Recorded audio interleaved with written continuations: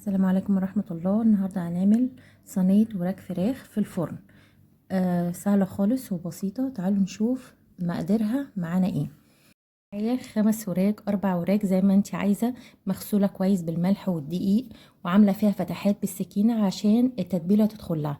معايا هنا بصل متقطع جوانح تخين شوية، معلقة مستردة، معلقة كاتشب، معايا ليمونتين معصورين، معايا هنا زيت على سمن، معايا هنا البهارات من كل حاجة معلقة مليانة اللي هي بابريكا، جوز الطيب، روزميري، سكر، زعتر، فلفل اسود وملح وثوم وكمون وبهارات فراخ وورق لوري وحبهان مطحونين وكزبرة ناشفة، ومعايا فلفل الوان اصفر واحمر واخضر. وطبعا بحط كله على بعضه، حطيت البصل وعليه التوابل والمعلقه الكاتشب والمستردة، وهنزل بالليمون عليه كمان وبالزيت وعلى السمن، وهنزل بكل انواع الفلفل الالوان وهدعكه دعكه حلوه كله يتشرب مع بعضه بالتوابل. قطع هنا البصل جوانح عريضة شوية عشان تتحمل السوا في الفرن. هنا شبعت كل البصل ببعضه بالتوابل بكل الحاجات اللي انا حطيتها، وهجيب الصينية وهحط شوية من البصل من تحت.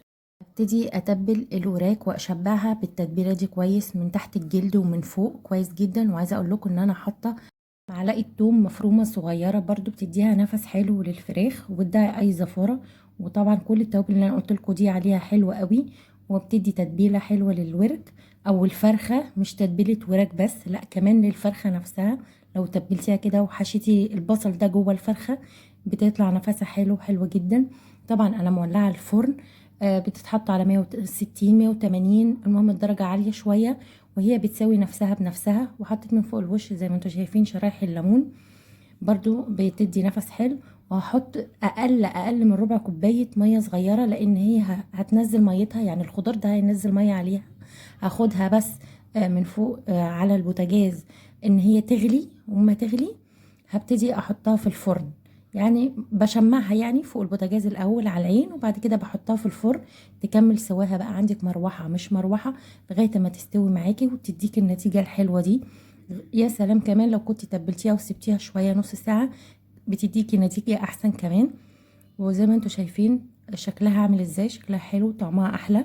التتبيله دي حلوه وهتعجبكم بالتوابل اللي انا قلت لكم عليها دي، بالذات المستردة والكاتشب والتوابل اللي انا قلت لكم عليها. جربوها بالطريقه دي وهتعجبكم. على فكره انا حاطه فيها كمان طماطمايه كده واحده ومقطعها صغير برضو عشان تدي اللون الاحمر مع الكاتشب كده وبتدي نفس حلو برضو. كده خلصت معايا صينيه الوراك او تنفع كمان للفراخ. يا ريت تجربوها بالطريقه ديت، ويا ريت اللي اول مره يشوف القناه يدوس لايك وسبسكرايب، ويا ريت تدعموني واستنوني في فيديوهات جديده. والسلام عليكم ورحمه الله وبركاته.